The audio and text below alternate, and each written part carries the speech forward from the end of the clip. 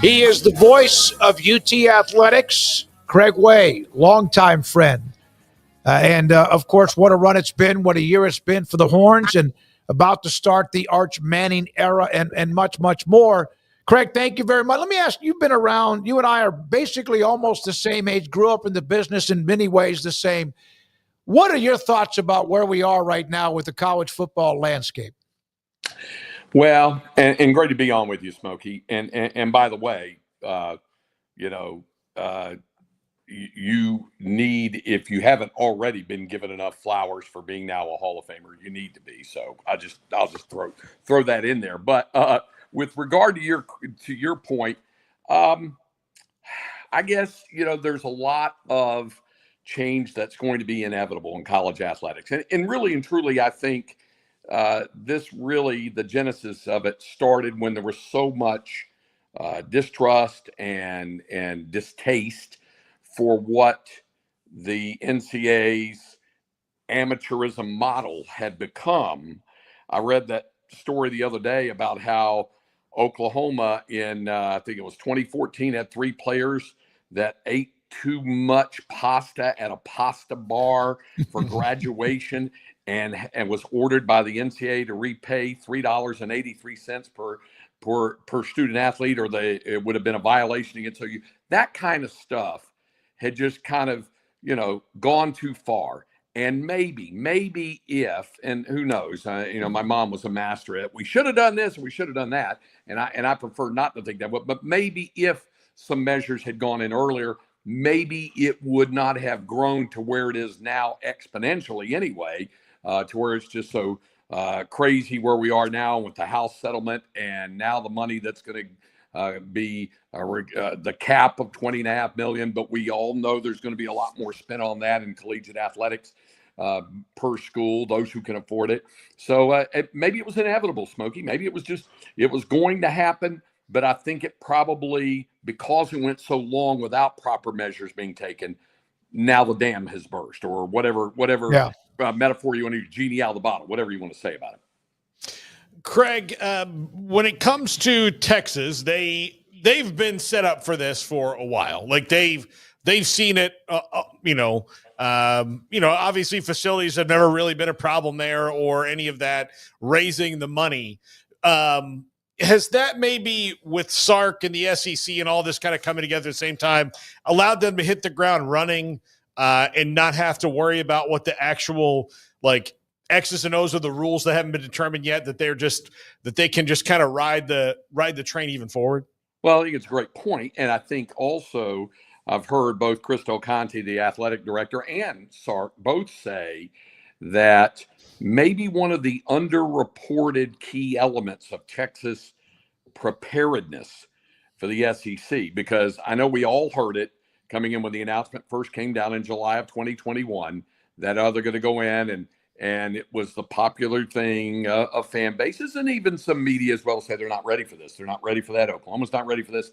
And I think they proved last year that they were ready for it. But one of the things that was kind of not really reported on, because there wasn't really much to report, is how they took 2 years to properly prepare. And that's to your point, how they ramped up in terms of fundraising, facilities, the scholarship limits that were raised, everything that they got in lockstep with a lot of that. And I think it did prepare them for what they needed to do in their first year in the Southeastern Conference. And now I think that, it's kind of like when you're coming off I-35 there and you're coming off 18th Street going south toward Valley Mills, you better hit, ramp up pretty quickly. You don't want to stop on the yield trying to get on the 35. You better ramp up quickly. And I think they did that. Craig, what were your thoughts on seeing softball finally climb the mountaintop last week against a very familiar foe there in Texas Tech? And also, with that box now checked, I know football national championships will always reign supreme, but who's on the clock now? Is it men's basketball? Who would you say is the program that's on the verge of being able to break through to the other side? Well, in order of how you put it, first of all, yeah, it was quite a long way in building. I can remember back in 1998, the second year that softball was a varsity program at Texas, they made the College World Series, and I was actually doing play-by-play for the softball for a few years, and then we got smart and hired a softball play-by-play guy about 9 years ago, and it made a big difference. But they'd come close, and close is a relative term when you were going up against Oklahoma all those years because of what the Sooner softball program, the dynastic program that it had been. But to finally get over the hump, yeah, you're happy for the kids, for the student athletes, for the athletic program. I'm as happy for Mike White as for any of them because he'd been close before with Oregon and just a great guy. And I was very, very happy from them. To your second part, I think the easiest way to look at that is to say, which of the major team sports does Texas not hold a national championship in? And the answer is men's basketball. It's the only one that they don't have a national championship. They've got 3 Final Four appearances. They had an Elite Eight 3 years ago, but they haven't won that national title. The women, of course, won in 1986 under Jody Conrad. Now, I do think you have to look at it a little bit differently. What the ramp up has been, certainly for Vic Schaefer and what he's done with this program.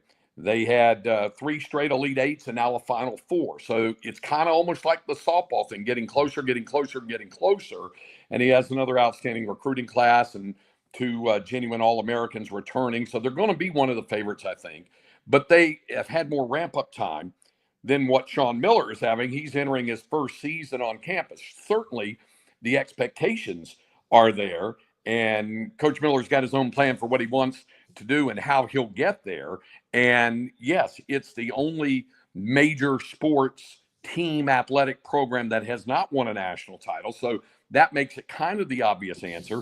But by the same token, this is also, again, anytime you make a coaching change, and you guys know this, there's a ramp up process. There's a building process that needs to take place. And I think Coach Miller will have certainly the time he needs to try to build it. How the hiring of Steve Sarkisian, the timing of them joining the SEC, and of course he had a part of that.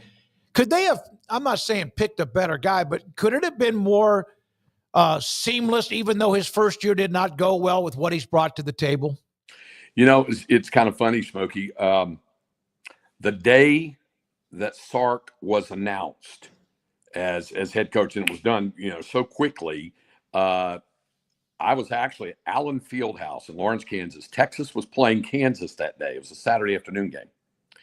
And Texas that day absolutely throttled Kansas. I think Kansas was number 2 in the country, and Texas beat them by like 25 points and wasn't even close. Ask Longhorn sports fans. A lot of them don't even remember that game because that was the day they announced Sark, and it was that triumvirate, certainly, of the university president and Kevin Eltife, the Board of Regents chairman, and then, of course, Chris Del Conte operating as one cohesive unit. That's what they've done when they've hired the major sports coaches over the past few years. And they moved about it quickly, and they had their sights set on one man and one man only. And that's why it worked out the way it did. So to your point about seamless, that part of it certainly was seamless. Sark will tell you that it was a little less than seamless in terms of of how they had to build it. 5-7 the first year, then 8-5, then 12-2, and then 13-2. So it was something else, or 14-2. So it was something else to get to that point where they were going to need to build up again. And I do think that Sark has worked very hard to get the program in position, starting with the talent pool, and then facilities and everything else, and obviously the donations, everything else. It's all a part of that to make it worthwhile and to make it work to where they're now a national contender. When it comes to this year, Craig, I mean, obviously they were picked very high and for good reason. They have, I mean, they've just been a machine the last few years and they have that talent built up. But do you expect to see maybe, even if it doesn't result in losses, some maybe choppy play at least a little bit, because these are guys who have not played together a lot. And I think a lot has been like maybe missed by a lot of the national media about this offensive line is essentially all new. And that's a thing that usually takes a couple weeks for everybody to start rowing the boat in the right direction. Yeah, I think it's a great point. And I also think this, and I think you guys understand this. Anybody that's covered college athletics for a while understands that if your depth, your numbers in the program get up to the level that you want during the course of the season, especially if you're having a successful season like the Longhorns are having during the regular season last year, you get a chance to play a lot of guys and to rotate a lot of those guys. And they did that with the offensive line. Now, do they have a whole front line of returning starters on the offensive front? Nope. But they do have a lot of guys who played a lot last year. It means something. It amounts to something. How much will it amount to down the road remains to be seen. But I think the guys being in the program helps an awful lot. And then they've got some young guys that they think can really help them who haven't proven themselves yet. And therein, I think, lies the key with a lot of successful programs. The mixture, getting in some of those younger, unproven guys, again, mixed in with some proven veterans, whether they've had an awful lot of snaps as starters, I think makes a difference. Craig, they play in Columbus this week, the defending champions, who, of course, won that semifinal game.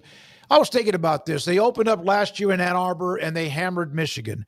I think the first time that they went to Lincoln in the Big 12, they won that game. I think it was Ricky Williams and Mac Brown in '98 and beat them in the Big 12 championship game. They've won in Tuscaloosa with Nick Saban. It seems like and then some of those teams were just kind of not last year. Michigan, Texas was really, really good. They win in those places, don't they? Even if they've been a little bit average or above average. Why is that? I think a lot of it has to do with there are 2-3 factors. First of all, you mentioned beating them in the '96 Big 12 championship game. They were a massive underdog. They were a 21-point underdog going into that deal. And that's the famous quote from James Brown, the quarterback, when they said, you guys are 21 point, you guys are supposed to lose by 21 points. And I was standing there at the time, and he kind of shrugged his shoulder. He goes, I don't know, maybe we'll win by 21. Next day, the headlines, Brown says Longhorns will win by 21. It was all of that kind of stuff. We know how that works. But they played that underdog part very well, and they had an offense that could move the ball. Priest Holmes had a massive game that day in St. Louis. From '98 all the way to the time, I guess the last time they had played was 2010. That was all during Mac Brown's time. He went 9-1 against Nebraska. The only loss was in the '99 Big 12 championship after they'd already beat Nebraska 3 weeks earlier in Austin when Nebraska went in at number 3.